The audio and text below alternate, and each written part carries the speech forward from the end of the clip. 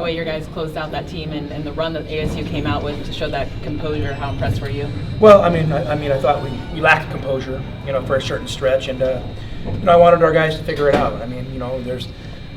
There's a reason you try to build a lead in the first half, and especially on the road. And when you get the opportunity, you got to try to stretch it out because they're going to make that run. And I didn't expect maybe that significant of a run, or didn't hope for it, but it happened. So I'm proud of our guys, how they responded, and I think they cut it to 2 maybe, and then to kind of get our wits about us, make a few baskets, and then I thought we played great defense down the stretch and kind of controlled the game that last 6-8 minutes. What was noticeable about ASU and how they started the second half? Just they're so aggressive. They're so aggressive and scrappy, and they were really, the ball pressure was tremendous. Their activity, the passing lanes was good, and they're active on our post. They just did a really good job being active, and we kind of got to toughen up a little bit and maybe look through some of that defense and look more south and and find different ways to attack it. And we will. When you call timeout there, what are some of the things that you're reminding your team to try to just get them to maintain their poise? Well, the first thing I told them is, I remember I think at the 12-minute media timeout, I think we were up 2, and I just said, guys, if somebody would have told me we're up 2 points, with 12 minutes to go in the game, I would have taken it because I'm confident in our ability to close. And then, the 8-minute timeout, I think we were up 6 or 8 or something like that. Told them the same thing. So you just want to let them know we're in good position to win the game.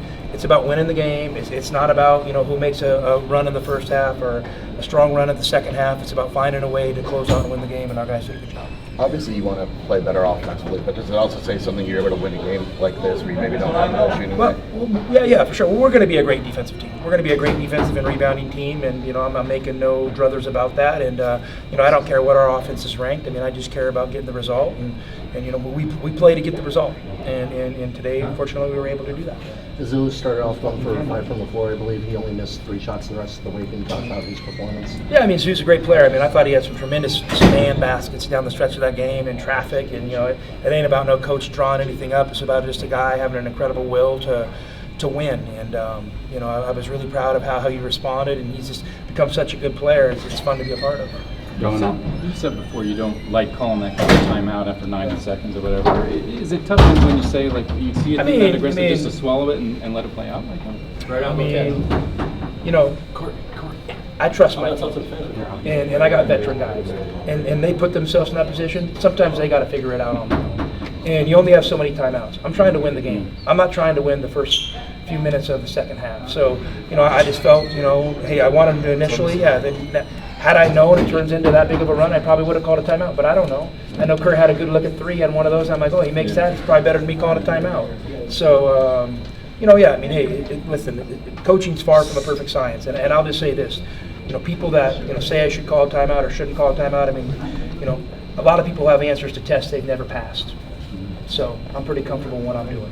Going back to the pressure that they forced early in the second half, how difficult is that getting into an offense when they're denying dribble handoffs like that? It's tremendously, tough, but we're built to do it. So we got to play a little bit better. But at the end of the day, hey, we just wanted to get the result, and we got the result. And we're going to go back and we're going to learn from some of the things they did to us. And I take good pride in our team getting better week to week. And I can't wait to get back and practice Monday. Tell me, what did you think of the atmosphere out there tonight?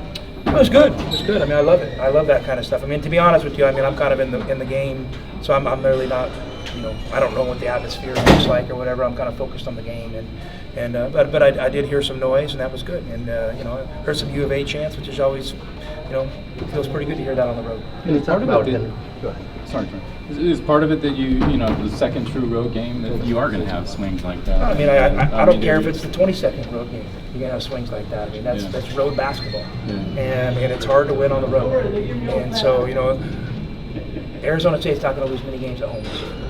I'm pretty confident in saying that. So they got a good ball club, and they're tough to play here. So we're happy with the result. One more. I thought Umar was good. They probably dedicated a little more attention to him than he's seen. He probably didn't. He had guys in his lap all game, and it's something he's got to learn how to deal with. I thought he did a good job handling it. Getting us some open shots that hopefully we'll knock down next time. And then I thought he was really big on the stretch at the end of the game defensively and on the glass. But we have such a popular coach here. All right, because he's got a great point guard. That's why. Nice coach.